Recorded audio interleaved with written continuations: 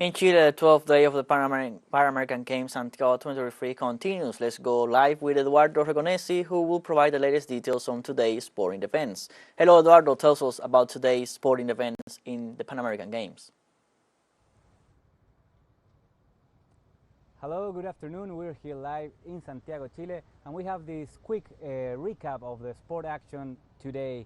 Judo is finishing up. Right now, there's 12 total matches that are going on. They're handing out medals. This is going on right now, so of course, tonight we will have all the results for you guys.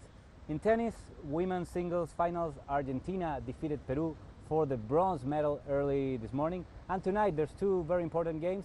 Brazil and Argentina will compete on the female side for the gold medal, while Chile will compete with Argentina on the men's side also for gold. Okay, let's talk about open water swimming, 10K on the women's meet. It happened earlier today. United States won the gold.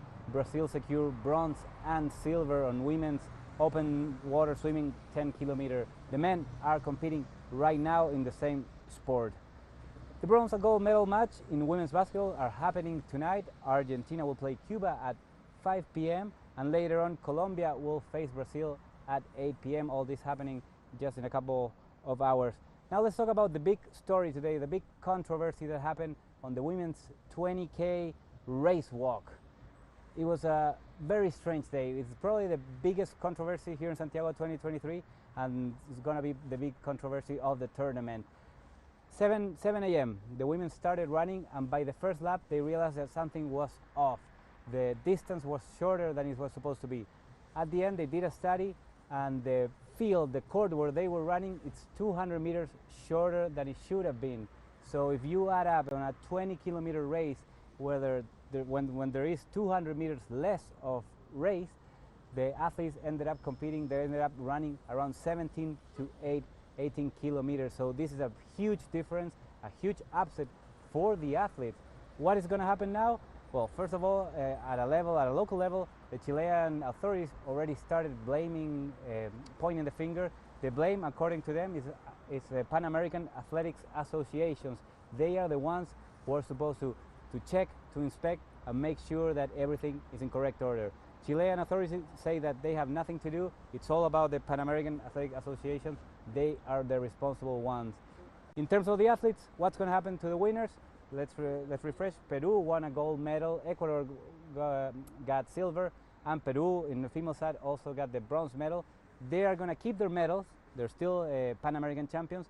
What happens is that the score, the time that they obtained this morning, is not going to count. It's not going to be valid.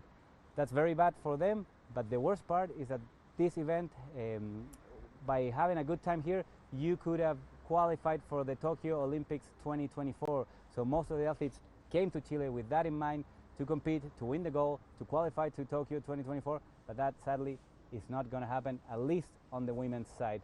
On the men's side, this got fixed. It took around 30 minutes. It got delayed, the competition. Instead of starting at 9:30, it started at 10.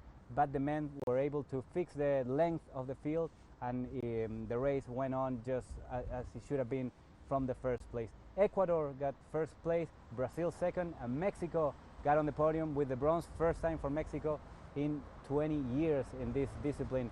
So a bit of a controversy. Gladly for the men, it was fixed.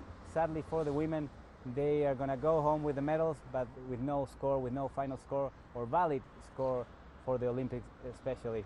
This is it for now. We are live in Santiago. I'll go back with you guys in the studio. Thank you, Eduardo, for the latest information on what is happening at the Pan American Games. We're going to keep in touch